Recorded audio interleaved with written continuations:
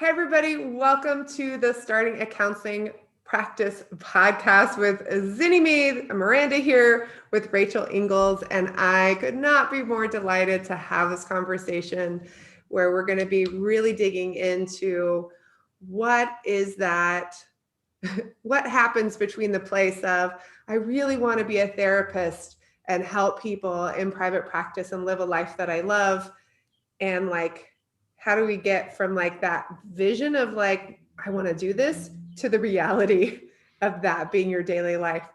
So Rachel, do you want to introduce yourself to people, share your name, your website, and where you're located? Yeah. So I'm Rachel Ingalls. I'm a licensed marriage and family therapist as of last year, finally, in California. My practice is called Flourish Counseling Services, and my website is just my name, rachelingalls.com. And I've been doing telehealth this year from my home office and making some big changes, and here we are. Here we are. Awesome. So in a minute or less, this is a question I love to ask. Why did you decide to become a therapist? Well, my first job out of college was as a resident director at a college. And I thought I was going to be doing working with young adults and loving that.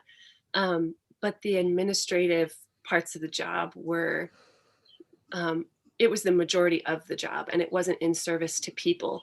And I had wondered when I was in school taking, my psychology classes, could I be a therapist, or would that just drain me?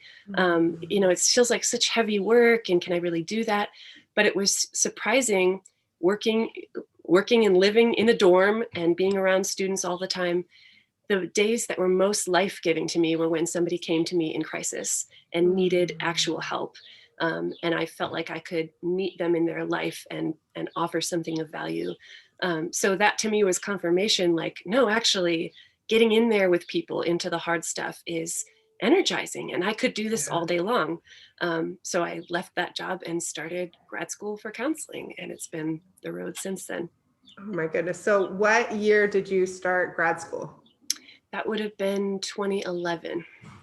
So it's been, and now you got licensed last year. So it's been a track between starting and now. Yeah. What happened in that in-between place? It was quite a road. I went to school in Pennsylvania. And then after finishing my program there, my husband and I decided we were going to move to California for his work and try to make life work out here. But that was a huge challenge for me professionally because I lost all of my grad school internship connections, any chance of a colleague who knew me. I didn't know where to begin. California had its own rules about everything, and it was harder than Pennsylvania. And yes, because my supervisor in grad school had been licensed for 20 years, or not licensed, but in the field for 20 years, she was allowed to supervise me for my program, but California would not count those hours. So I lost 750 hours toward licensure, didn't know where to start.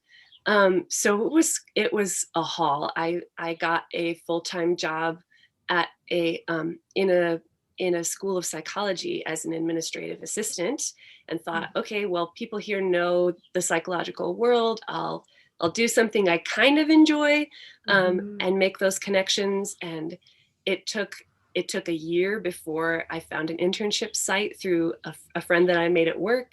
And it was just a piecemeal effort, did volunteer hours in the evenings after work for a year, had a baby, figured it out for a year of what can I do, worked with kids. I went down from 40 hours to 30 hours to try and open up more time to do my clinical work. And eventually I was able to do a half-time position where I was working half administrative job, half in the counseling center at this school where I was working. But eventually the hours of that became unsustainable. I was doing Saturdays, and so I dove full-time into someone else's private practice, into a group practice, to finish my hours. But it was either a ton of work over many hours of many days and paying more than I could afford for childcare to try and make it work, or it was not enough not enough hours doing it on my own and actually like paying to go to work while I Yes. tried to just get the hours.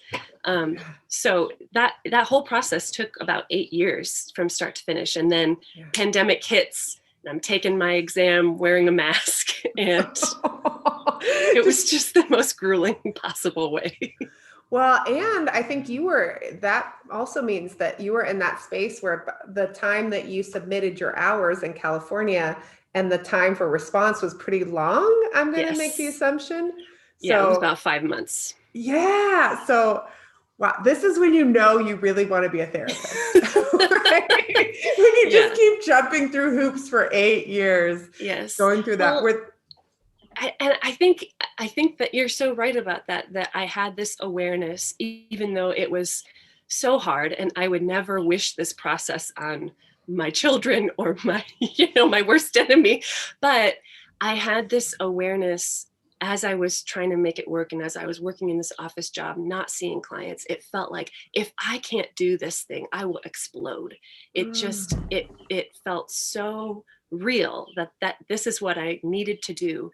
That kind of pushed me through all these logistical hoops to get there. So like, I am meant to do this work and I will take any hoop that you throw at me. And probably at some point you've probably looked at your spouse and been like, if we just waited another year before we moved from Pennsylvania, this would have been a lot easier, honey. Many things we could have done differently. Yeah. But I think you don't know what you don't know. And I think that is something that I would say to anyone who's listening. If you are pre-licensed in a particular state, and you're thinking about moving and thinking, well, it'll be easier just to get licensed in the new state. Sometimes it is. And sometimes it's much better to finish it out in the state where you're at and then move and go through the licensure process to get an additional licensure, especially with telehealth. Now we have the option to see the clients, in the state where we're licensed, even if we're living someplace else. I had a friend, a colleague in grad school, and moved for her spouse for a job for him. And it took her, it took her 8 years to get licensed in the new state. And now it's actually, she's in Arizona. Now, if you're licensed kind of anywhere around the country and you want to go to Arizona, you fill out a piece of paper and they will let you practice in Arizona. Amazing. So like how life changes in 15 years, you just never know. Oh my gosh. Okay. So you started in private practice with another group practice as a pre-licensed person. What were some things that you learned about private practice as an employee of somebody else? What were the lessons you took away? Oh, well, it was a really formative, neat time, even though it was challenging in that it was a group practice, but you were, even as a pre-licensed person, you were pretty free to operate how you would like. And there was one sort of guiding theory that we all trained in and used, but if you want to sprinkle in a little CBT, if you want to do a little bit of this, it was a lot of freedom to find your own voice and your own procedures. There also came challenges with that though, because it was set up intentionally to give people a lot of space to be real people and to operate at a pace that their life needed, but it sort of left a vacuum of structure too and procedure, and it was a lot of figure it out as you go, and so that was both a blessing and a curse at times. Right? You're like, clinically, I love this freedom, but like organizationally, it'd be nice to know, like, well, how does this, like, what's a way that this works? Yes. Just to start and then to move away from that. Yes. Yeah. And I realized too that there's such a different mindset between licensed and pre-licensed, where it seemed sometimes like the licensed folks in the practice were a little bit more established, or they were coming at it later in life or second career, or their spouse was well established. And so there was this sort of patience about like, oh, your clients will come and it's a slow build up and it'll work. And it's like, I I can't afford my life right now, but I have to be doing this thing. And it sort of lit the fire under me of what would it take to get this moving in a way that's sustainable. And it was really trial by fire to figure that out, and good practice. I didn't know that I'd be launching out on my own as soon as I did, but it was good to start testing the waters of what would my policies be if I were doing this on my own, and what days of the week can I sustainably work around my family's schedule, and I can play around with that and do it again, so that when I was out on my own, I was like ready to implement and make it happen. I think that's so interesting. It is there's a systemic piece in our profession that we tend to have very privileged people that end up in this profession, because if you don't have a partner to take care of you, if you don't have parents to pay for your thing, if you don't have these other pieces, then the systemic way that we have things set up in terms of postgraduate support, it's just not there. It's like, okay, I could live this way on student loans, but now my student loans are coming due and I still have 3,000 or 2,200 hours to gain after I, graduated. Like, what does that look like? And I know even years ago, I got very lucky to have a job that paid $16 an hour. Like, ooh, like everyone's like, wow, you're so lucky, and that was in a place that had, a much lower cost of living than other areas of California. So it was sort of doable, but it's such an interesting piece. And it's so varied from state to state. There are states where when you graduate, you can go out and start to open up your practice. You have to have supervision, but you can open up your own business, charge what you want to charge, do something. And I think, and it seems that those states that allow that as a practice, people tend to be more financially successful. They're not sitting in debt for, years and years trying to figure it all out. I think we need some systemic change in many of the states across the United States, and definitely in California. Yes. Yeah. Okay. So when did you get licensed, and when did you open up your own shingle? I took my exam in June of last year during the pandemic, and then was licensed in July. When did I officially?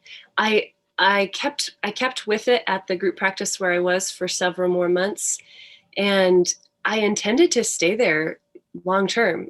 It wasn't the most financially advantageous place to be. There was a high overhead for the office space, and sort of like the membership fee to be part of that practice. And it was a beautiful space, wonderful people, but in so many ways, like this process and this year of the pandemic have been so challenging. But in other ways, I'm so grateful for the squeeze of all that I couldn't shift. There were only so many ways I could shift my hours. There were only such financial realities I could work around. I also, by the way, had another child in January, right before the pandemic hit. So I took my exam with a 4-month-old and was trying to navigate all and there's only so far one person can stretch. So it was out of necessity. Toward the end of the year, my husband was working really long hours and I was juggling a lot, and realized this: if I'm going to survive as a therapist and also as a parent and a human being, I need more margin in my life. And so it was a really painful decision actually to leave that group practice and realize I've been doing virtual therapy since the end of maternity leave here from my home, and it's working fine for people. It might not be what I want to do forever, but it works, and it can usher our family into a different chapter, sort of financially and even just bandwidth and emotional health wise, to have less commute time, less everything. So I don't think I would have had the push or the courage to make such a huge leap so soon without those constraints. But I find myself really grateful that I had them, because now that we're here and I'm doing this on my own, I started in January of this year and just became incorporated.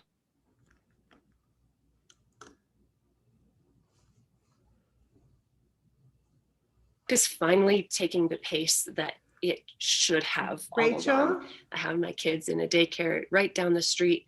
I, walk right outside. Let me pause you. For some reason, like the internet just totally hiccuped. Oh no. So right at the point where you said like I started in January and then became incorporated, it like went wonky. Oh no. So okay. let me do a clap to make it easier for my people to go back and find that spot. And then go ahead and start with the like I started in January. Okay.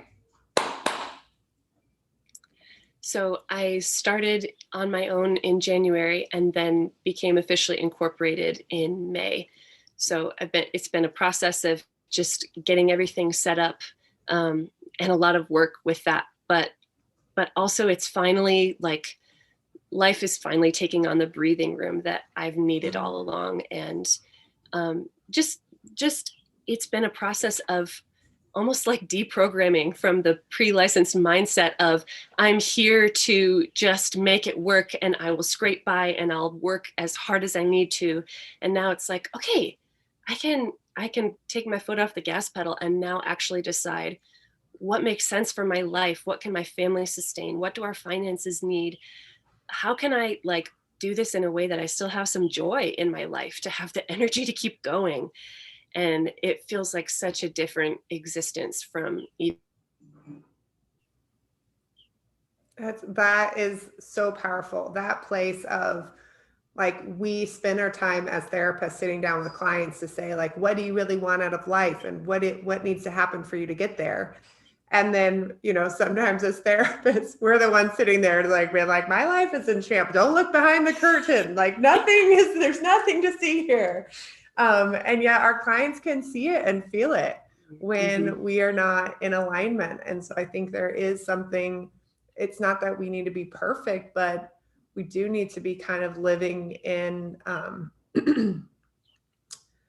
in authenticity. We need to be like kind of saying like, yeah, I know it's really hard. I know it's really hard to say no to some certain things or to let go of things from the past so that you can live in truth and live in integrity. Yeah. That like, this is my value. These are the things I say that I really want. And this is where I'm putting my time and energy. Yes. And it's been easier to say that to people because I've now lived through it. I can challenge people in ways I would have been too much of a chicken to do for myself before. But now it's like, no, I know you can make hard choices and say no to things that have felt important because you need something else right now. Yeah. And to be able to really believe that as I say it, because I've gone through it, the parallel is really cool that way. Yeah. And to understand even the grief involved in that, like, the grief of like, wow, I thought I would be at this place for forever. Like I thought I would be in this location. Like this felt really good, even though there were things that didn't work, but like, oh, wow. Like it's a sad thing to walk away from, these experiences and these people. And even if those things were not like completely 100% healthy, systemically. Okay. So day one, when you started your practice, how many clients came over from the group practice with you? What did life look like? All of them that I had. And over the course of the pandemic, I had to really cut down my numbers. I think I was at around 24 a week early on, but many of them were sliding scale, and I just had no time for any administrative stuff or any quality of life. So I cut my caseload by about half, referred some people out. Some people decided they were done. Some people raised their fee. And then by the time I was kind of in my sweet spot and transitioning to my own thing, I mean, it really has been about 12, give or take, a week. And that for me with 2 little kids is perfect. It gives me room to do all the other parts of continuing learning and just continuing to become the therapist I want to be before I'm just flooded with every hour of my week booked. Yeah. And when you look at like the income for you now, 12 clients a week versus the income that you had before with 24 clients a week, how does it compare? My take home pay is more than before. And part of that is the lower cost that I have no overhead for working from home. And I don't know what it will be yet, but as an S Corp, there's going to be all these business deductions I can take from having a home office space and all my business expenses. So the income has gone up and the expenses have gone down, not in a way that's like off the charts crazy, but in a way that's like, okay, my life can finally work now. Like this mathematically makes sense. That's been a really nice experience.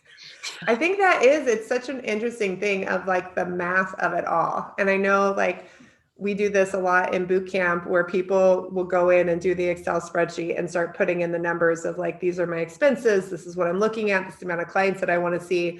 And they look at what is like, this is the amount I'm charging versus this is what I need to take home.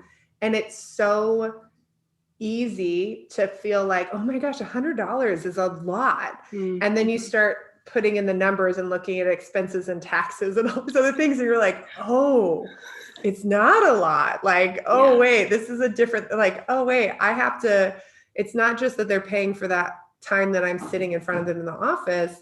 Yes. Either I have to do the bookkeeping or I have to outsource the bookkeeping. Either I have to answer the phones or I have to outsource the phones. Like all of these other pieces are there. And I think that's such a big transition moving into business ownership is that looking at resource of that we only have so much time, right? That is our like most limited resource as a business owner.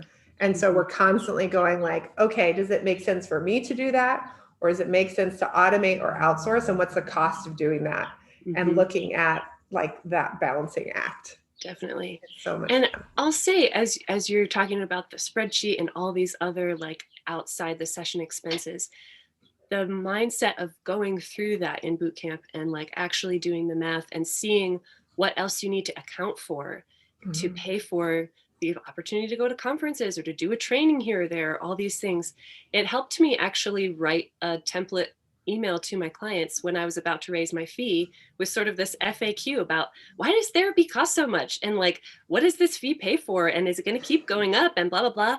And it gave me the language to be like, actually, everything that your fee makes possible, everything that happens outside of session for me to be the person that I am in our work together so that I'm continually learning and growing, consulting with other people, doing trainings in my own therapy. So I always know what it's like to be a client.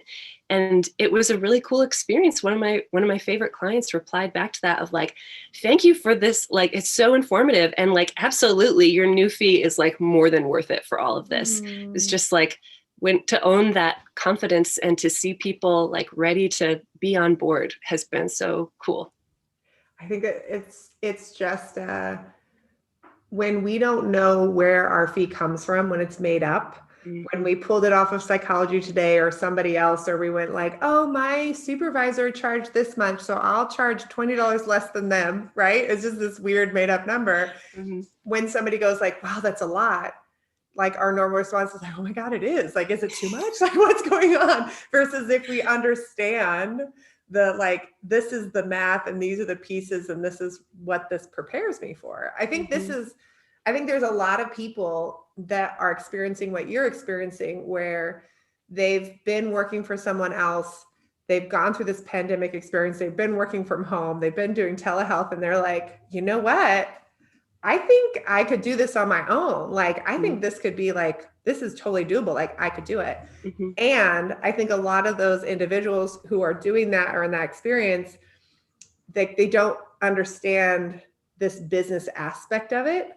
And so there's going to be a lot of people undercharging, a lot of people not understanding how to like figure out their taxes, make sure that they have time, pulling their caseload down, all these other pieces. And so I think there's going to be some sticker shock at tax time. There's going to be some like sticker shock when somebody's like, I have all this money coming in. Yeah. why am I still struggling? Like, what's going on? If Mm-hmm. people don't sit down and start to, whether it's going to their local like SBA, right? There's a small business association. It's a little hard sometimes.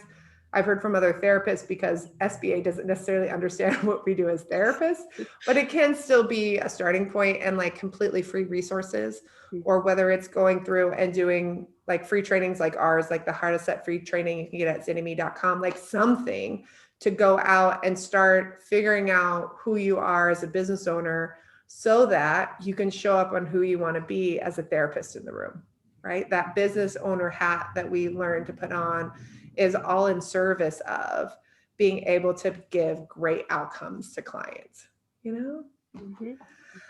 Okay. So what for you, when you look at like where things are at right now and where you want to be a year from now, where do you see yourself? Are you like in a place where you're like what's your goal over the next year? Is it just like, I love it exactly where it's at? Like, how are you feeling? That's a great question. I think for this chapter of life, the setup that I have makes a lot of sense.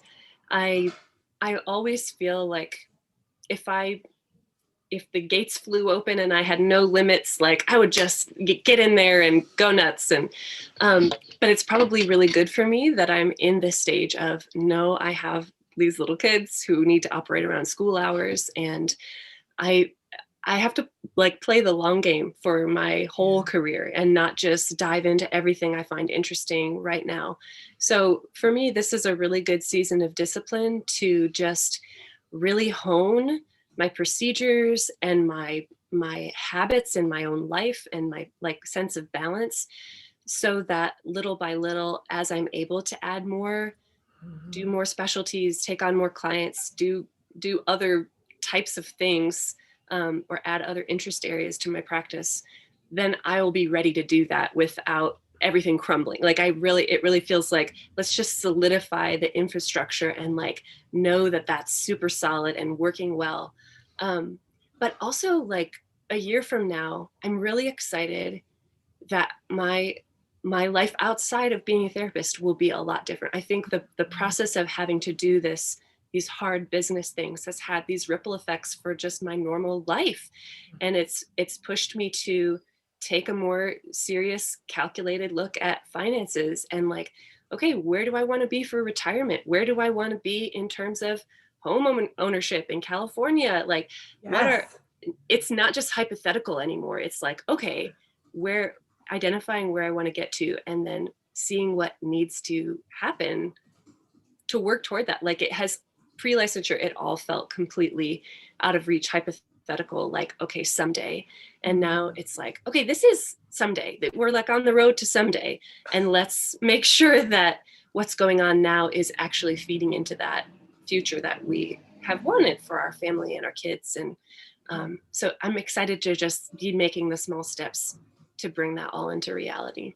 I think it is true. Like there's a certain point where like the idea of like saving or budgeting during grad school or even during pre-licensure feels like sort of like, well, yeah, I'm on a budget. Like, yeah, right. But like, it doesn't feel like there's any like room to like play or think about like financial health or what have you. It's sort of like, it's just, here's my simple math of like everything goes to a place and I just try to keep my debt as low as possible, pay down a little bit. I sent an extra $20. Like that's what I got. Like, yeah. And then to get into a place of like, oh, wow, what does it look like to be done with debt? What does it look like to have financial health?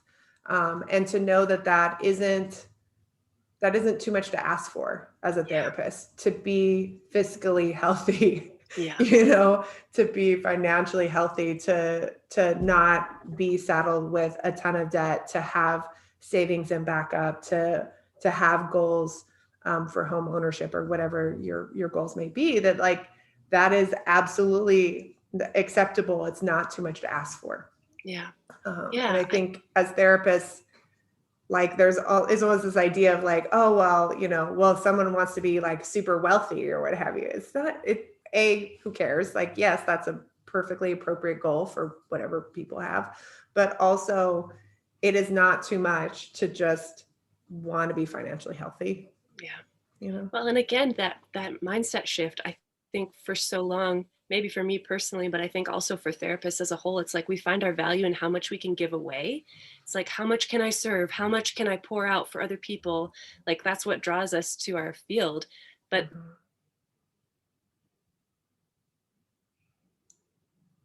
I'm also allowed to benefit from what I built here. And that is like a reasonable thing to ask. Yeah.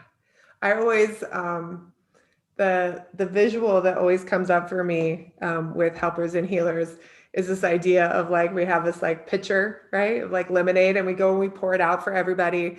And then we're so focused on trying to make sure that everybody has a little to drink. We're like running into the the kitchen with a pitcher, and we put in just enough water to come out and like fill someone's glass. And then we go in and we put in just enough, lemon, and we're coming out with like this much in our pitcher, just keeping it empty all the time, versus like, what would it be like to like sit in your kitchen, take an hour and like really like fill up that pitcher completely and let it be like, wow, it's overflowing. Wow, guys, bring your glasses in. I've got so much lemonade here. There's enough for everyone. And I don't have to worry about it being on empty all the time. I like that. Yeah. Okay. So what is for someone that has been where you're at, I think especially with like private practice, maybe they're in a group practice, they're trying to figure it out, the finances, they're realizing it's not something they can sustain long-term, and they're thinking about going off on their own. What would be your biggest piece of advice to them? My internet froze for the first half of that question. It was, can you say it again? Yeah. For someone who is maybe where you are at, they're working for someone else.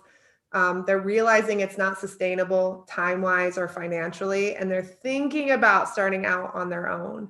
What would be your advice to that person? I think two things. I would say learn what you can from that experience for as long as you have to make it work. That even the things that aren't working about your current setup or about your current balance of life is like really good information. Write it down. Don't forget that that needs to change in your future reality so that you're actively working toward that. But also, in my experience, you don't have to wait for the overwhelm to lift or for the finances to completely make sense to go and do that. Sometimes necessity will drive you even faster to what you need, and it might be hard, but it reminds me of first starting out in sessions. It's like you only need to know what to do for one session, and then you can go talk to your supervisor and figure out what's next. Like, just get through those 50 minutes and you're good. Just keep the conversation going. And in some ways, that's what this process has to be sometimes too. It's like nice to imagine, oh, I could have it perfectly mapped out and do it at a time that's perfect. And it'd be nice if that's the reality for some people, and bless them, I'm glad. But if not, it doesn't, you can make it work as you go. And each little piece that falls into place, the more you need it to happen, I think the quicker and more efficiently it can go. And there is no room for procrastinating because you just need a different reality. So in some ways, I think that's the best situation to be when you're kind of burning for a change, and find people who will hold you accountable to that and help you draw those hard lines for yourself. Yeah. That was private practice for me, was like, oh, wow, I'm supposed to do this and I have to make it work. And like, here it is. And it wasn't planned for at all. Like, it was not planned for. And obviously, like with boot camp and the stuff that we do, we're always like, here's the nice way that you can plan for things or what have you. But at the end of the day, when your spirit or your, higher power or whatever says, do it, sometimes you just do it and you just trust that the pieces are going to fall into place. And that's definitely how I did private practice. And so I always think it's funny, like, and Kelly's definitely she'll be like, okay, here are the things you need to do, figure out how much 6-month buffer or what have you. And we'll be like, yeah, that's all great. And, if you're the person that you have like really sat in meditation or prayed or what have you, and like, this is the time for you, sometimes you do step out in faith and you take that risk and see what happens. And it's been it's okay, to do what works for you, Definitely. So, oh my goodness gracious. Again, thank you so much for coming. So rachelingalls.com, that's ENGELS.com. She's in California, and we didn't even talk about your specialty. Do you want to tell people what you specialize in? Yeah, mostly I work with trauma, anxiety, grief, couples, and faith. So however those all intersect, those are my faves. That's fantastic. Awesome. So check out rachelingalls.com. If you are someone who's trying to figure out your private practice, you can go to zinnyme.com. We have lots of free trainings for you to get started, how to set your fee, how to figure out your niche, all that good stuff. Get on our list and we will make sure and support you. We have over 10 hours of free training for you. Some of them even come with CEs. So we want to help support you through this process. You can do this. We need more therapists out there right now. Truly, there are more people looking than we have bandwidth for in terms of therapists. So please, if you're feeling that stirring and that calling, now might be the time, and we'd love to support you. So until next time, bye guys.